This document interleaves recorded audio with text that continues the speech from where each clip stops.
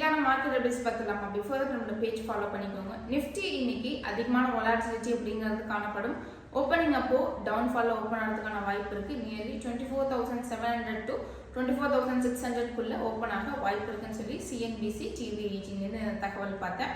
தென் டாடா குரூப்ல 2 stocks focus பண்ண வேண்டியதா இருக்கு. டாடா ஸ்டீல் நிறுவனம் அவங்களோட பிசினஸ் எக்ஸ்பான்ஷன் அப்படிங்கறத பண்ணிட்டு இருக்காங்க. சிங்கப்பூர்ல டி ஸ்டீல் பிரைவேட் லிமிடெட்னு சொல்லி அவங்களுடைய துணை நிறுவனம் ஒன்று செயல்பட்டு இருக்கு.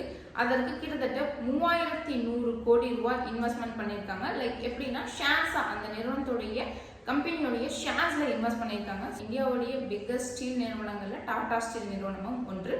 கண்டிப்பா இன்னைக்கு நல்ல ஒரு வொலாட்டிலிட்டி காணப்படும். டிசிஎஸ் இவங்க புதுசா அமித் கபூர்னு சொல்லி ஒரு ஏஐ சீஃப் ஆஃபீஸர் அப்பாயிண்ட் பண்ணியிருக்காங்க.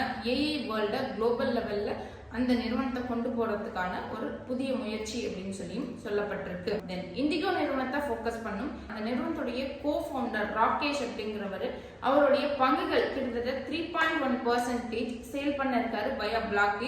ஸோ பெரிய இன்ஸ்டிடியூஷன் நிறுவனம் இந்த இண்டிகோ நிறுவனத்துடைய ஷேர்ஸை பை பண்ணதுக்கான வாய்ப்பு இருக்கு. தென் டெக்மேக்கோ இவங்க ஒரு ரயில் துறை நிறுவனம். இவங்க ஜாயிண்ட் வெஞ்சர் அப்படிங்கிறத ரயில் விகாஸ் நிகாம் லிமிடெட், ரயில் விகாஸ் நிகாம் லிமிடெடும் சரி, டெக்மேக்கோ ரெண்டுமே ரயில்வே துறை சார்ந்த நிறுவனம் தான். Rail Vikas Nigam Limited, Navratna PSU public undertaking stock வேற. ஸோ இவங்க 2 பேரும் ஜாயிண்ட் வெஞ்சர் வைக்கிறதுனால இந்த அனௌன்ஸ்மெண்ட் வெளியானதன் காரணமாக இந்த 2 ஸ்டாக்ஸ்லயும் வொலாட்டிலிட்டி அப்படிங்கிறது காணப்படும்.